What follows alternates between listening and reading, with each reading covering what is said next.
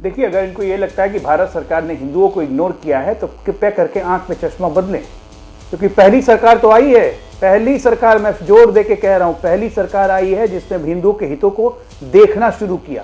नहीं तो इस देश में हिंदू बहुसंख्यक होकर भी एक नारकीय जिंदगी जी रहा था जिसे अपने राइट्स नहीं थे, क्योंकि यहाँ पे प्रधानमंत्री से लेकर सरकार तक कहती थी कि इस देश के देश की बात ही नहीं हो रही, आप तो देश के नागरिकों पर आ गए डॉक्टर अजय आलोक। अगर हम सीए की बात कर रहे हैं, देश के नागरिकों की बात नहीं कर रहे।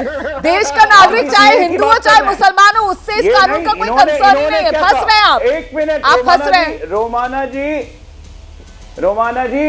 रोमाना जी, पहली बात तो इन्होंने ये कहा कि इस सीए को लाके भारत सरकार देश में हिंदू मुसलमान का विवाद करना चाहती है। मैं उसी पे ये बात कह रहा था कि हिंदू मुसलमान का विवाद ये खड़ा कर रहे हैं। हिंदू हितों को इग्नोर करना हमने सीखा ही नहीं है। जो ये सजेशन दे रहे हैं कि तमिल हिंदुओं के बारे में श्रीलंका में, और जो सजेशन दे रहे हैं म्यांमार में रोहिंग्या हिंदुओं के बारे में, कृपया करके कांग्रेस पार्टी को बोलिए कि इस मामले में डिस्कशन करें ना पार्लियामेंट में। भागती क्यों है? ये सजेशन देना चाहिए था सरकार को कि कृपया करके यहाँ के भी हिंदुओं को शामिल कीजिए, तब तो हम समझते कि आपकी कोई सिंसियरिटी है। लेकिन हिंदू के नाम सुनते ही आपके मुंह पर लग जाते हैं ताले। आपको तो सिर्फ एक ही शब्द याद आता है, पता नहीं वो मुझे बोलना भी नहीं चाहिए।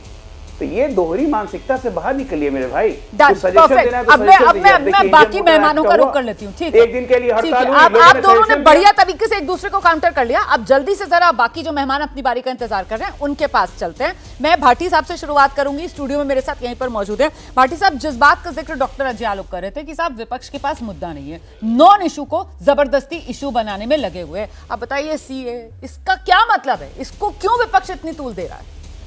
नहीं, सीए नॉन इशू कैसे, सीए बहुत बड़ा इशू है। लेकिन मोदी जी की सरकार ने एक रिकॉर्ड और कायम किया है कि जन विरोधी कानून तानाशाहीपूर्ण तरीके से, गैर संवैधानिक तरीके से नागरिकों पर थोपने का रिकॉर्ड भी कायम किया है। इतने कानूनों के खिलाफ जो मोदी जी समय समय पर कानून लेकर आए हैं, किसी सरकार में इतिहास में जन आंदोलन नहीं हुए जितने मोदी जी के बनाए हुए कानूनों पर हुए हैं।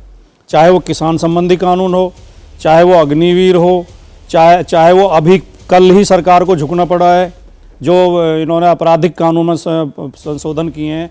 ये पहले क्या रिसर्च नहीं कर सकते, होमवर्क नहीं कर सकते, जनता की राय नहीं ले सकते, या इनकी पार्टी में अगर विद्वानों की कमी है तो दूसरी पार्टियों से आयात कर लें जो कानून के जानकार हैं, संविधान के जानकार हैं। सर, इसमें क्या दिक्कत है? सीए में क्या दिक्कत है? अब मैं इसी पे आता हूँ। अनुच्छेद 370 को लेकर भी आप लोगों को बहुत आपत्ति थी, सुप्रीम कोर्ट ने मोहर लगा दी ना।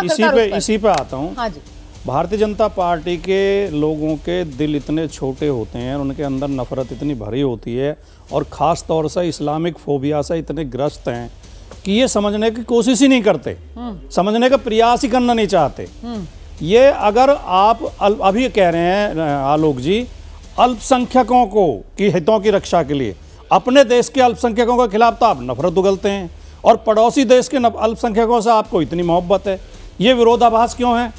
दूसरी बात, कानून हमेशा, अगर आप देखिए विदेश में अगर किसी भाई के साथ अन्याय हो रहा है, वो हमसे शरण चाहता है, नागरिकता चाहता है, तो इसमें कुछ गलत नहीं है।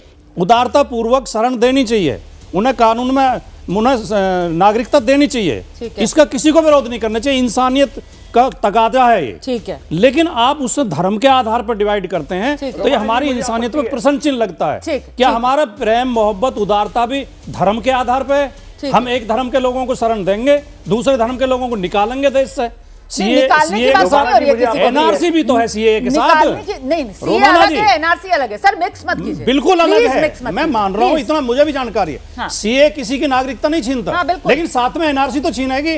तो एक तरफ तो आप नागरिकता छीन रहे हैं धर्म के आधार पर, मिक्स कर रहे हैं, और दूसरी तरफ अभी एनआरसी की बात नहीं हो रही है। मेरी डिबेट आज मैं तो कर रहा हूं, मैं जोड़ रहा हूं उसे, इसे अलग करके नहीं देखा जा सकता। ये तो जब एनआरसी है ना सर, यही तो बात है। इसीलिए तो धीरेन्द्र कुमार मुंडा जी ये बात कहा जा रही है कि साहब जब एनआरसी पे फंसी थी सरकार, तभी सीए लेके आई। जब इन्होंने आसाम में एनआरसी कराई और वो बहुत सारे हिंदू उसके दायरे में आ गए, तब इन्होंने सोचा कि हिंदुओं को तो हम सीए से बचा लेंगे। ठीक है, ये उसी से जुड़ा हुआ है। ठीक है, आइए डॉक्टर अजय आलोक, आइए आप जल्दी से जो जवाब देना चाह रहे हैं, जिस बात पर आपत्ति दर्ज करा रहे हैं। हाँ, लीजिए, 30 सेकंड लीजिए। रोमाना जी, इसी को कहते हैं मानसिक विकलांगता। 10 साल से एक सरकार चल रही है, 10 साल में देश में कहीं दंगे नहीं हुए, कोई फसाद नहीं हुआ, और ये कहते हैं कि ये सरकार अल्पसंख्यकों से नफरत करती है देश में। इनकी हिम्मत कैसे हुई ये बात बोलने की? ये तो खुलेआम नफरत पैदा अरे कर रहे हैं। अल्पसंख्यकों को अजय तीन आलोक तलाक जी खत्म करें, सरेआम हम गोलियां 370 मारी जा रही हटवाएं हैं, जम्मू उनके कश्मीर घर से हम, बुलडोजर से और गिराए हम जा रहे हैं। अल्पसंख्यकों से कम से नफरत कम करते हैं। अपराध अरे करके भी अल्पसंख्यकों को तो आपने शोषण किया, साफ बीच में सुथरे मत बोलिए, बनिए। बीच में मत बोलिए, आपका बीच में मत बोलिए। 10 साल का भाटी साहब, उन्होंने आपको सुना है, रोमाना जी, अब आप बोलिए, प्लीज बीच में इनको तारीख से भरा हुआ सुनिए। इतिहास है, ठीक 10 है, साल का। भाटी साहब नहीं, आपको सुनना पड़ेगा, मैं दोबारा आ जाऊंगी, फिर बोल लीजिएगा। डॉक्टर अजय आलोक प्लीज आइए, और डॉक्टर अजय आलोक और थोड़ा सा NCRB correct के करते हुए आंकड़े आइए, उठा के देख लो क्योंकि कितने दंगे तो दंगे सर हुए जहां हैं। हम सब बैठे हुए हैं, राजधानी दिल्ली, यहाँ पर भी हुए थे 2020 में, तो देश भर में दंगे नहीं हुए सर। थोड़ा सा आप भी फैक्ट चेक करते हुए आइए सर, वरना तहसीन है फिर वो फैक्ट चेक करने लगेंगे। आज वो फैक्ट चेक के मूड में बैठे हुए हैं। जी जी, आइए आइए। नहीं बिल्कुल बिल्कुल, दिल्ली में एक मिनट, दिल्ली में दंगे हुए तो दिल्ली में दंगों को तुरंत काबू में भी किया गया, दंगों के आरोपी आज जेल में भी हैं, उनको सजा भी मिल रही है। हाँ। मैं ये नहीं कह रहा हूं, आज इस अल्पसंख्यकों की बात करते हैं कि हम अल्पसंख्यकों से नफरत करते हैं, क्या बात करते हैं साहब? 370 कहां के लिए था? जम्मू कश्मीर में। उसमें सबसे ज्यादा फायदा किसको हुआ? कश्मीर के मुसलमानों को हुआ, वहां के दलितों को हुआ। आपको नहीं पसंद आता है? 3 तलाक हमने हटाया, किसको फायदा हुआ? हिंदुओं को फायदा हुआ कि उन मुसलमान औरतों को फायदा हुआ जिनका शोषण किया जाता था? अरे 70 साल से तो मुसलमानों का शोषण करते करते यहां तक पहुंचा दिया, और अभी भी कहते हैं कि मुसलमानों से नफरत हम करते हैं। हम हिंदुस्तान के लोग हैं, और पहली बार हिंदुस्तान की सरकार बनी है, कोई कॉलोनियल मानसिकता की सरकार नहीं बनी है जिसका संचालन कहीं और से होता था। समझ गए?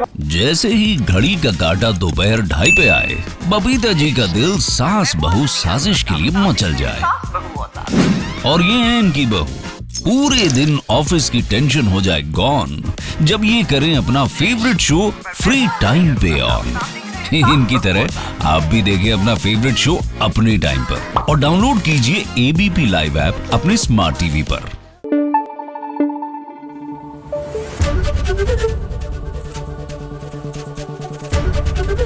ABP न्यूज आपको रखे आगे।